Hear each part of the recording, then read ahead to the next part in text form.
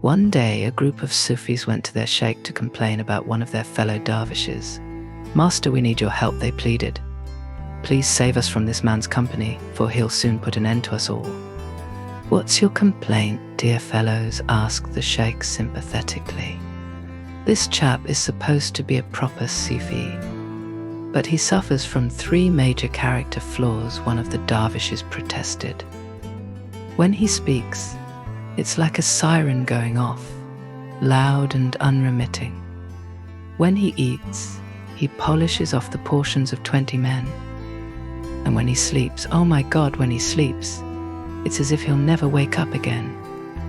The sheikh listened to his students patiently and in due time called the unpopular man to his presence. He kindly advised him to change his ways and always adopt the middle path, never exaggerate in his behavior. The man listened to his spiritual master quietly, trying to grasp the essence of what he was being told. The master sheikh realized that this was a great opportunity to impart essential Sufi teachings, interweaving them with his advice. "When people exaggerate, they eventually become ill," said the sheikh with gravity. "One must always cooperate with one's fellow Sufis, otherwise separation and alienation will result." With the masses, Moses always spoke just enough, but with close friends he elaborated his thoughts much more freely. Once when he rambled on a bit too long with the Prophet Khidr, he was scolded and sent away, rebuked for having spoken far too much. If he wanted to stay in Khidr's company, he was told that he would have to remain mute and blind. "Now, my good man, if you too continue with your excessive behavior, you'll ultimately alienate all your friends." The sheikh felt that his words were slowly penetrating the young Sufi's consciousness and decided to seize the moment and continue with his spiritual advice. "You're still a young Sufi. Choose your companions carefully. Find the ones who thirst for your words.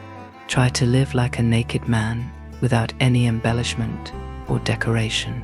Seek the company of those who are free of these vanities too, and if you can't completely strip naked, then at least lighten your load, remove your extra layers and adopt a balanced state of being."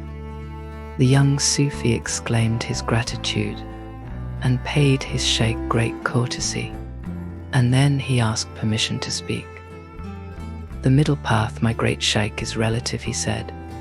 "The water in a shallow stream may seem hardly an obstacle to the camel, but to the mouse it's a vast and swollen sea.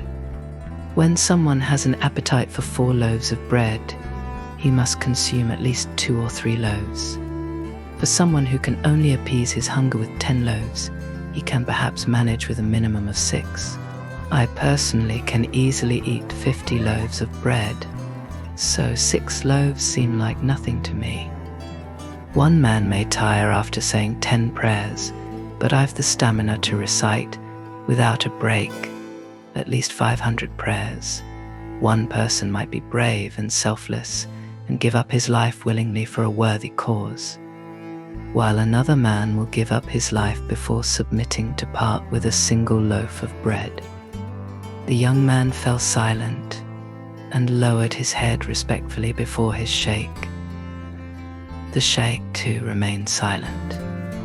"Ah, and when it comes to sleep," remembered the Sufi, "I may sleep for hours on end, but my heart is perpetually awake. One should be wary of those whose bodies are restless but whose hearts are chronically numb.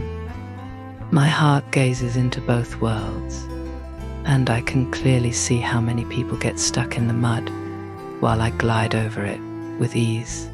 I may be cohabiting with them on the earth, but I walk in the heavens. I've surpassed plain thoughts and have gone far beyond. As I take to the air, I leave mundane ruminations behind. It is I who choose to descend, so that these lame devotees of yours may benefit from my presence." He kissed the edge of his sheikh's robe, stepped away without showing his back to his master, and quietly walked out of the room.